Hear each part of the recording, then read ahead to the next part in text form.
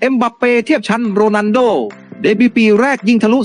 33ลูกจ่อทำลายสถิติยิงเยอะสุดฤดูกาลแรกกับมาดริดคิลิยันเอ็มบัปเป้ฟอร์มร้อนแรงอย่างต่อเนื่องหลังทำ2ประตูสำคัญช่วยให้เรอัลมาดริดเปิดบ้านเฉือนเลกาเนต 3-2 ในศึกลาลีกาสเปนเมื่อคืนที่ผ่านมา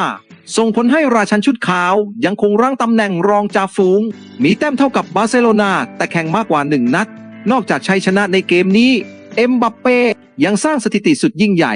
โดยการซัดไปแล้ว33ประตูในฤดูกาลแรกกับเรอัลมาดริดเทียบเท่ากับคริสเตียโนโรนัลโดฤดูกาล 2009-10 และรุดฟานนิสเตนรอยฤดูกาล 2006-07 อย่างไรก็ตามหากเอ็มบัปเป้สามารถยิงเพิ่มได้อีก5ประตูเขาจะทำลายสถิติดาวยิงสูงสุดในฤดูกาลเดบิวต์ของเรอัลมาดริดที่อีวานซาโมราโนเคยทำไว้ที่37ประตูในฤดูกาล 1992-93 โดยฟอร์มที่กำลังร้อนแรงและยังเหลืออีกหลายเกมให้ลงสนามเอ็มบัปเป้มีโอกาสสูงที่จะสร้างประวัติศาสตร์หน้าใหม่ในทินซานติอาโกเบนาเบล